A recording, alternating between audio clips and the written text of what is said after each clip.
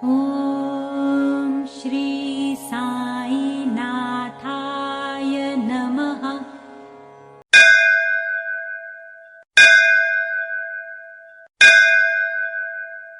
Sai Satcharitra, Chapter 18 and 19. How Hemadpant was accepted and blessed. Stories of Mr. Sathe and Mrs. Deshmukh encouraging good thoughts to fruition. Variety in Upadesh teachings, readings, slander, and remuneration for labor. In the last two chapters, Hemadpant described how a rich gentleman, aspiring for quick Brahmajnana, was treated by Baba, and now in these two chapters, he describes how Hemadpant himself was accepted and blessed by Baba, how Baba encouraged good thoughts and fructified them, and gives his teachings regarding self-improvement. Slander and remuneration for labor. Preliminary. It is a well-known fact that the Sadguru looks first to the qualifications of his disciples and then gives them suitable instructions without unsettling their minds in the least, and leads them on towards the goal of self-realization.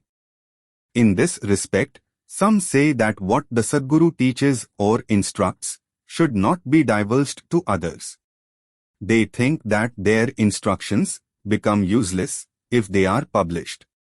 This view is not correct. The Sadguru is like a monsoon cloud. He pours down profusely, i.e., scatters widely his nectar-like teachings. These we should enjoy and assimilate to our heart's content, and then serve others with them without any reserve. This rule should apply not only to what he teaches in our waking state, but to the visions he gives us in our dreams. To quote an instance, Buddhakoshik Rishi composed his celebrated Ram Raksha Stotra, which he had seen in his dream. Like a loving mother forcing bitter but wholesome medicines down the throats of her children for the sake of their health, Sai Baba imparted spiritual instructions to his devotees. His method was not veiled or secret, but quite open. The devotees who followed his instructions got their object. Sadgurus like Sai Baba open our eyes of the intellect and show us the divine beauties of the self, and fulfill our tender longings of devotion. When this is done, our desire for sense objects vanishes, twin fruits of viveka, discrimination, and vairagya, dispassion or non-attachment, come to our hands, and knowledge sprouts up even in the sleep. All this we get when we come in contact with saints, Sadguru, serve them and secure their love. The Lord, who fulfills the desires of his devotees, comes to our aid, removes our troubles and sufferings, and makes us happy. This progress or development is entirely due to the help of the Sadguru, who is regarded as the Lord himself. Therefore, we should always be after the Sadguru, hear his stories, fall at his feet and serve him. Now we come to our main story. Mr. Sathe. There was a gentleman named Mr. Sathe, who had attained some publicity many years ago during Crawford regime, which was put down by Lord Ree, the then governor of Bombay. He suffered severe losses in trade. Other adverse circumstances gave him much trouble, and made him sad and dejected. Being restless, he thought of leaving home and going out to a distant place.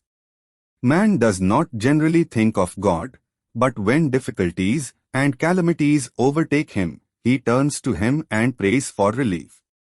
If his evil actions have come to an end, God arranges his meeting with a saint, who gives him proper directions regarding his welfare. Mr. Sathe had similar experience. His friends advised him to go to Shirdi, where so many people were flocking to get Sai Baba's darshan, for getting peace of mind and the satisfaction of their wants. He liked the idea, and at once came to Shirdi in 1917. Seeing Baba's form, which was like eternal Brahma, self-luminous, spotless and pure, his mind lost its restlessness and became calm and composed. He thought that it was the accumulation of merits in his former births that brought him to the holy feet of Baba. He was a man of strong will. He at once started to make a parayana study of Guru-charitra. When the reading was finished in the Saptaha, 7 days, Baba gave him a vision that night. It was to this effect: Baba with Guru-charitra in his hand was explaining its contents to Mr. Sathe, who was sitting in front and listening carefully. When he woke up, he remembered the dream and felt very happy. He thought that it was extremely kind of Baba, who awakens souls like his that are snoring in ignorance and makes them taste the nectar of Guru-charitra. Next day, he informed Kakasaheb Dikshit of this vision and requested him to consult Sai Baba regarding its meaning or significance, whether one saptah, week's, reading was sufficient or whether he should begin again. Kakasaheb Dikshit, when got a suitable opportunity, asked Baba, Deva, O God, what did you suggest to Mr. Sathe by this vision? Whether he should stop or continue the saptaha. He is a simple devotee, his desire should be fulfilled and the vision explained to him, and he should be blessed. Then Baba replied, he should make one more saptah of the book, if the work be studied carefully. The devotee will become pure and will be benefited. The Lord will be pleased and will rescue him from the bondage of the mundane existence. At this time, Hemadpant was present there. He was shampooing Baba's legs. When he heard Baba's words, he thought in his mind as follows: what? Mr. Sathe read for a week only and got a reward, and I am reading it for 40 years with no result. His 7 days stay here becomes fruitful while my 7 years stay, 1910 to M1917, goes for nothing. Like a chatak bird I am ever waiting for the merciful cloud, Baba, to pour its nectar on me and bless me with his instructions.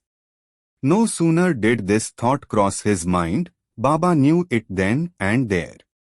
It was the experience of the bhaktas that Baba read and understood all their thoughts, and that he suppressed the evil thoughts and encouraged the good ones.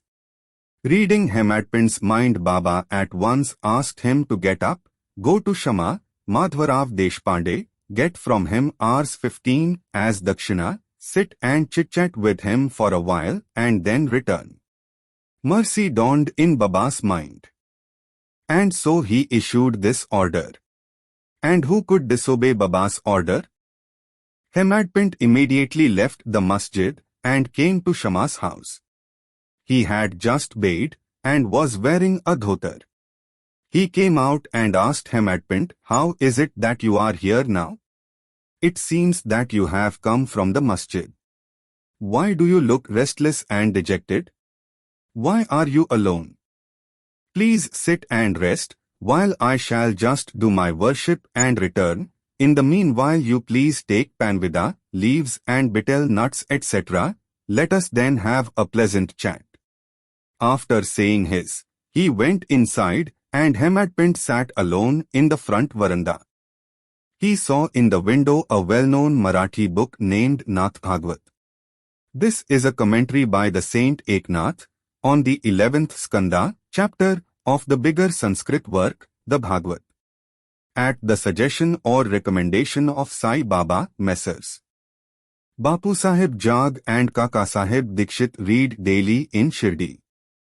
Bhagavad Gita with its Marathi commentary named Bhavarthadipika or Gyaneshwari, a dialogue between Krishna and his friend devotee Arjuna, and Nath Bhagwat, a dialogue between Krishna and his servant devotee Uddhava, and also Eknath's Othe big work, viz.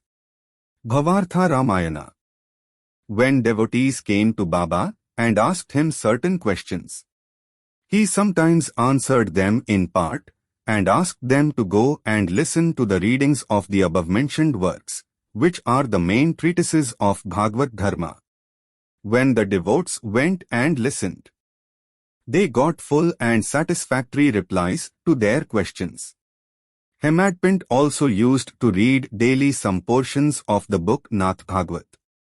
That day, he did not complete the daily portion of his reading, but had left it unfinished in order to accompany certain devotees who were going to the masjid. When he took up the book from Shama's window and casually opened it, he found, to his surprise, that the unfinished portion turned up. He thought that Baba sent him very kindly to Shama's house for enabling him to complete his daily reading. So he went through the unfinished portion and completed it. As soon as this was over, Shama, after doing his worship, came out, and the following conversation took place between them. Hemadpant, I have come with a message from Baba. He has asked me to return with ours 15 as dakshina from you, also to sit with you for a while and have a pleasant chit-chat and then return to the masjid with you. Shama, with surprise, I have no money to give. Take my 15 namaskaras, bows, in lieu of rupees as dakshina to Baba. Hemadpant, all right. Your namaskaras are accepted. Now let us have some chit-chat. Tell me some stories and leelas of Baba, which will destroy our sins. Shama, then sit here for a while. Wonderful is the sport, leela, of this god, Baba. You know it already. I am a village rustic, while you are an enlightened citizen. You have seen some more leelas since your coming here. How should I describe them before you? Well, take these leaves, betel nut and chunam and eat the panvida, while I go in, dress myself and come out. In a few minutes Shama come out and sat talking with Hemadpant. He said, the leela of this god, Baba, is inscrutable, there is no end to his leelas. Who can see them? He plays or sports with his leelas, still he is outside of, unaffected by, them. What do we rustics know? Why does not Baba himself tell stories? Why does he send learned men like you to fools like me? His ways are inconceivable. I can only say that they are not human. With this preface Shama added, I now remember a story, which I shall relate to you. I know it personally. As a devotee is resolute and determined, so is Baba's immediate response. Sometimes Baba puts the devotees to serive test and then gives them Upadesh, instructions. As soon as Hemadpant heard the word Upadesh, a flash of lightning crossed through his mind. He at once remembered the story of Mr. Sathe's Guru-charitra reading and thought that Baba might have sent him to Shama in order to give peace to his restless mind. However, he curbed this feeling and began to listen to Shama's stories. They all showed how kind and affectionate Baba was to his devotees. Hemadpant began to feel a sort of joy while hearing them. Then Shama began to tell the following story. Mrs. Radhabai Deshmukh. There was an old woman by name Radhabai. She was the mother of one Khashaba Deshmukh. Hearing Baba's fame, she came to Shirdi with the people of Sangamner. She took Baba's darshan and was much satisfied. She loved Baba intimately and resolved in her mind that she should accept Baba as her Guru and take some Upadesh from him. She knew nothing else. She determined to fast herself unto death, so long as Baba did not accept her and give her any Upadesh or mantra. She stayed in her lodging and left off taking any food or water for 3 days. I was frightened by this ordeal of the old woman and interceded with Baba on her behalf. I said, Deva, what is this you have started? You drag so many persons here. You know that old lady. She is very obstinate and depends on you entirely. She has resolved to fast unto death, if you don't accept and instruct her. If anything worse happens, people will blame you and say that Baba did not instruct her, and consequently she met her death. So take some mercy on her, bless her and instruct her. On seeing her determination, Baba sent for her, changed the turn of her mind by addressing her as follows. O mother, why are you subjecting yourself to unnecessary tortures and hastening your death? You are really my mother and I am your child. Take pity on me and hear me through. I tell you my own story, which if you listen carefully, will do you good. I had a Guru. He was a great saint and most merciful. I served him long, very long, still he would not blow any mantra into my ears. I had a keen desire, never to leave him but to stay with and serve him, and at all costs receive some instructions from him. But he had his own way. He first got my head shaved and asked me 2 pice as dakshina. I gave the same at once. If you say that as my Guru was perfect, why should he ask for money and how should he be called desireless? I replied plainly that he never cared for cons. What had he to do with them? His 2 pies were 1. Firm faith and 2. Patience or perseverance. I gave these 2 pies or things to him, and he was pleased.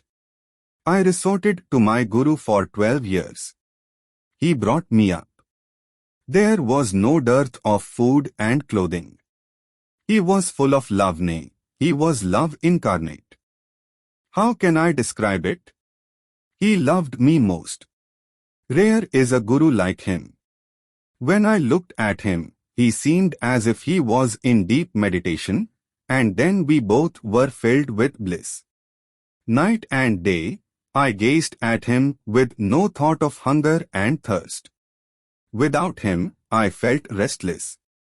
I had no other object to meditate, nor any other thing than my Guru to attend. He was my sole refuge. My mind was always fixed on him. This is 1 pice dakshina. Saburi, patience or perseverance, is the other pice.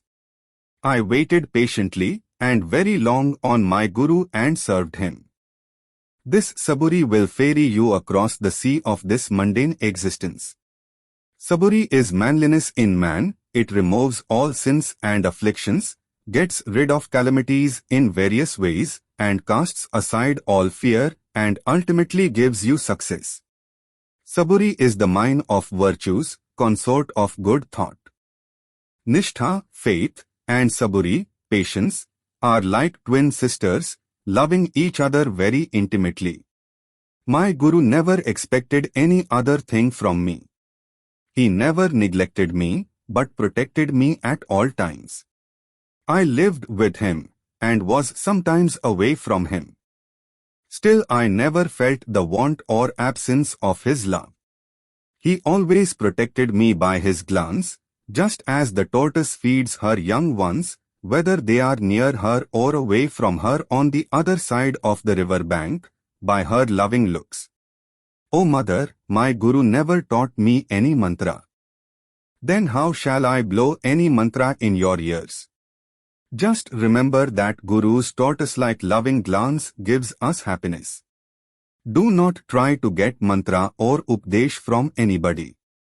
Make me the sole object of your thoughts and actions, and you will, no doubt, attain Paramartha, the spiritual goal of life. Look at me wholeheartedly, and I in turn look at you similarly.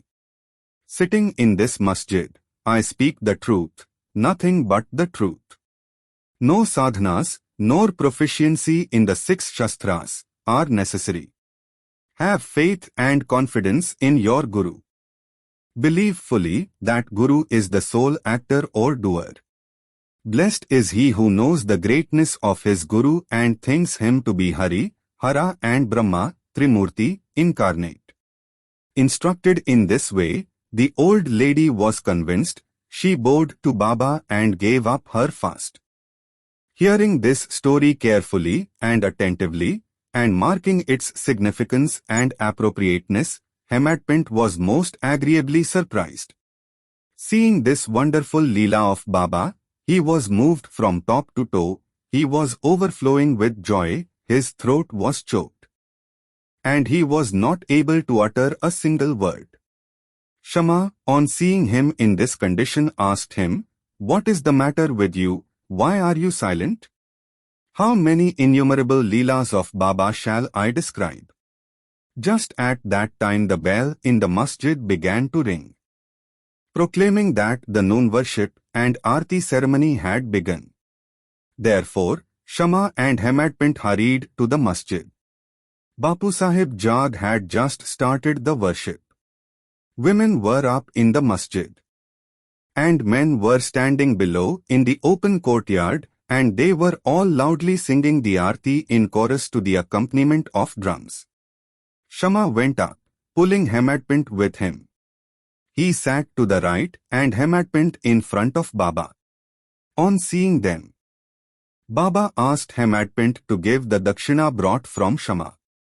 He replied that Shama gave namaskaras in lieu of rupees and that he was there in person. Baba said, "All right, now let me know whether you both had a chit-chat, and if so, tell me all that you talked about." Not minding the sounds of the bell, the drum and the chorus songs, Hemadpant was eager to tell what they had talked and started to narrate it. Baba was also anxious to hear, and so he left the bolster and leaned forward. Hemadpant said all that they talked about was very pleasant, and that specially the story of the old lady was most wonderful, and that on hearing it, he thought that his Leela was inexplicable, and under the guise of that story, he really blessed him. Baba then said, "Wonderful is the story. How were you blessed? I would like to know everything in detail from you, so tell me all about it." Then Hemadpant related in full the story which he had heard a little while before, and which had made a lasting impression on his mind. Hearing this, Baba was much pleased and asked him, "Did the story strike you and did you catch its significance?" He replied, "Yes, Baba, the restlessness of my mind has vanished, and I have got true peace and rest, and come to know the true path." Then Baba spoke as follows, "My method is quite unique. Remember well this one story, and it will be very useful. To get the knowledge, realization of the self, dhyana, meditation, is necessary. If you practice it continuously, the vrittis, thoughts, will be pacified. Being quite desireless, you should meditate on the Lord, who is in all the creatures, and when the mind is concentrated, the goal will be achieved. Meditate always on my formless nature, which is knowledge incarnate, consciousness and bliss. If you cannot do this, meditate on my form from top to toe as you see here night and day. As you go on doing this, your vrittis will concentrate on one point, and the distinction between the dhyata, meditator, dhyana, act of meditation, dhaya, this meditated upon, will be lost, and the meditator will be one with the consciousness and be merged in the Brahman. The mother tortoise is on one bank of the river, and her young ones are on the other side. She gives neither milk nor warmth to them. Her mere glance gives them nutrition. The young ones do nothing but remember, meditate upon their mother. The tortoise glance is, to the young ones, a downpour of nectar, the only source of sustenance and happiness. Similar is the relation between the Guru and disciples. When Baba uttered these last words, the chorus of the Aarti songs stopped and all cried out loudly in one voice, "Victory be to our Sadguru Sai Maharaj, who is existence, knowledge and bliss." Dear readers, let us imagine that we are at this time standing amongst the crowd in the masjid. and let us join them in this Jaijakar. After the Aarti ceremony was over, Prasad was distributed. Bapu Sahib Jag advanced as usual, and after saluting Baba, gave into his hand a handful of sugar candy. Baba pushed all this quantity into the hands of Hemadpant and said to him, "If you take this story to heart and remember it well, your state will be sweet as the sugar candy, all your desires will be fulfilled and you will be happy." Hemadpant bowed before Baba and implored, "Do favor me like this, bless and protect me always." Baba replied, "Hear this story. Meditate on it and assimilate its spirit. Then you will always remember and meditate on the Lord, who will manifest himself to you." Dear readers, Hemadpant got prasad of sugar candy then, and we now get the prasad of sugar candy or nectar of this story. Let us drink it to our heart's content, meditate on it, and assimilate it, and be strong and happy by Baba's grace. Amen. Towards the end of the 19th chapter, Hemadpant had dealt with some other matters which are given below. Baba's advice regarding our behavior. The following words of Baba are general and invaluable. If they are kept in mind and acted upon, they will always do you good. Unless there is some relationship or connection, nobody goes anywhere.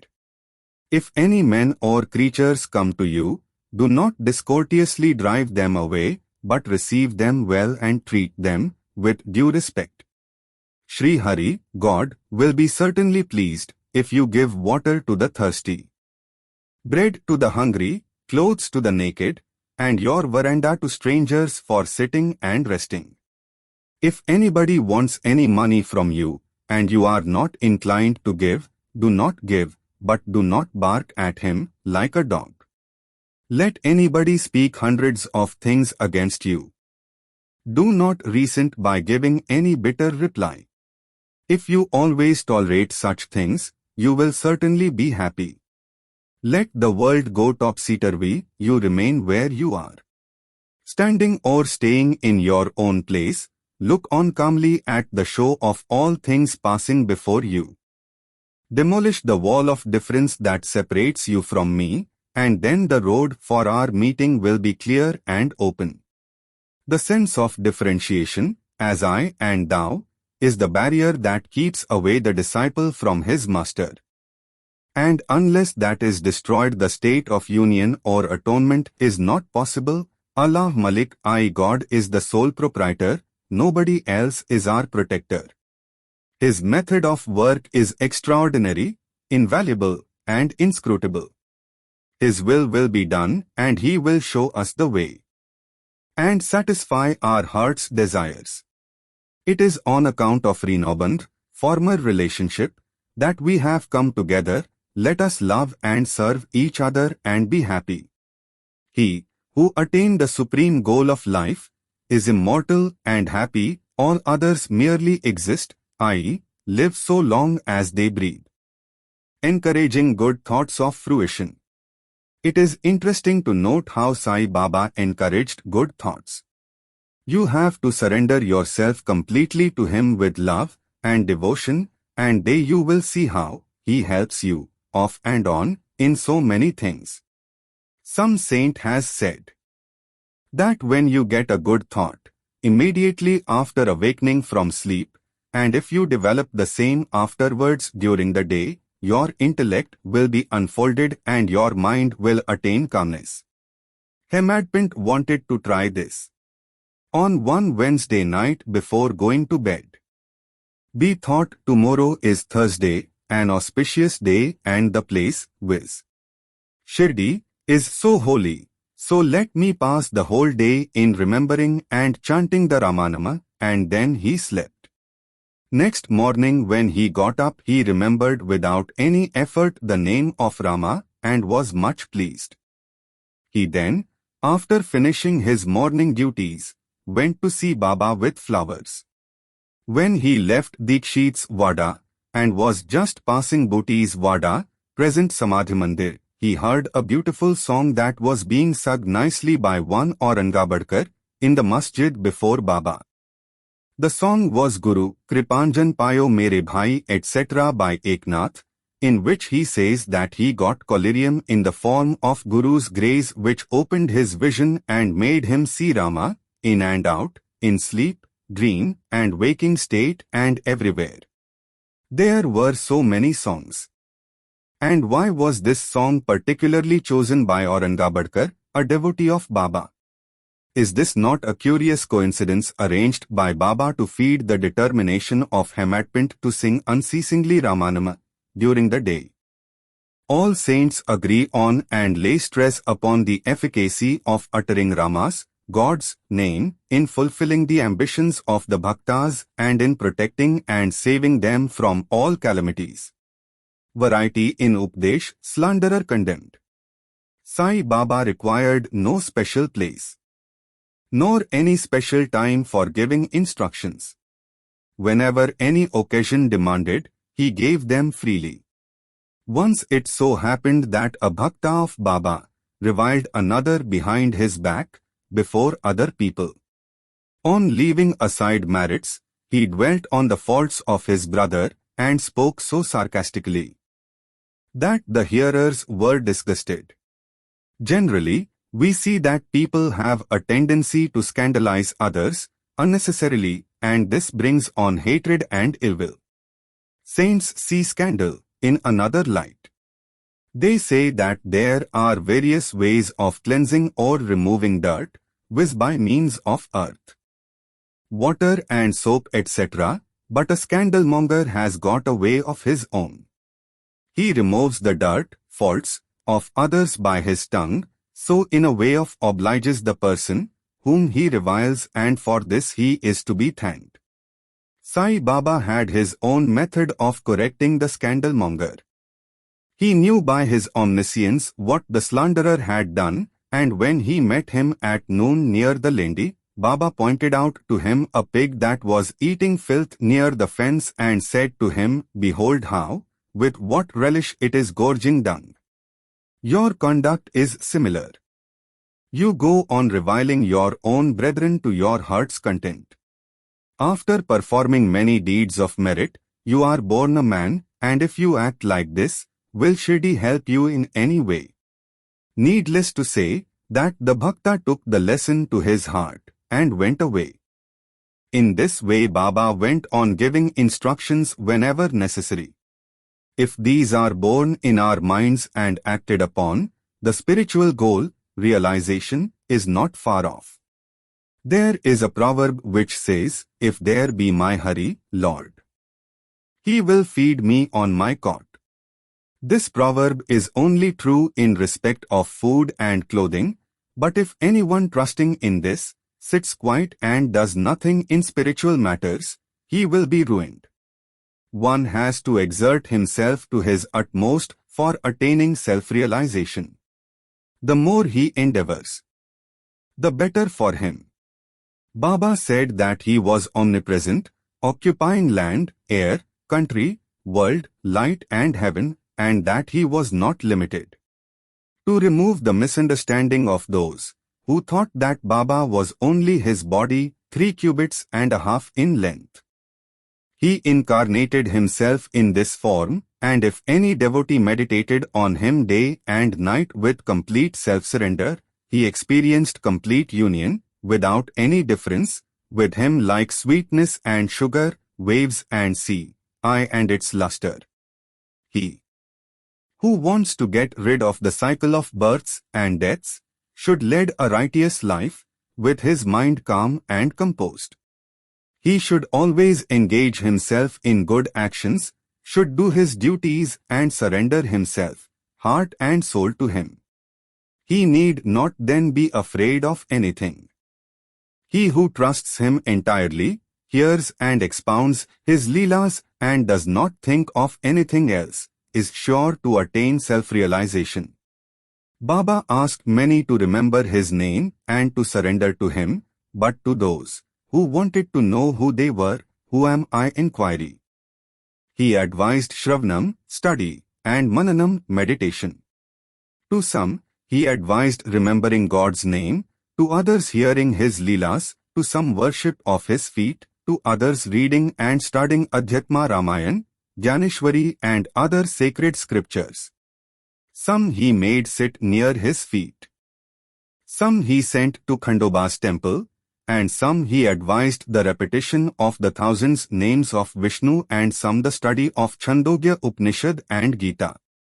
There were no limit, nor restriction to his instructions. To some, he gave them in person.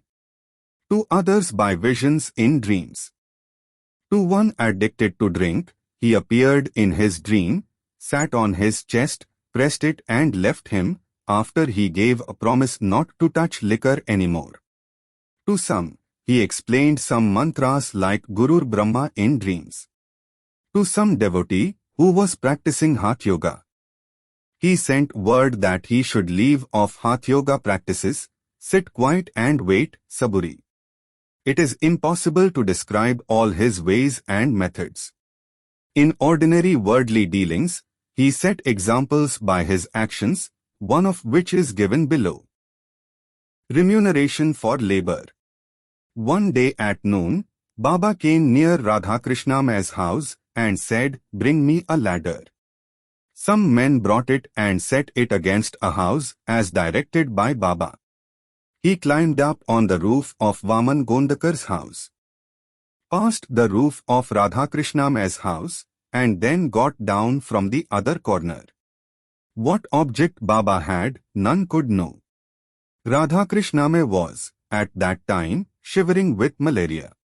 It may be to drive off that fever, that he may have gone there.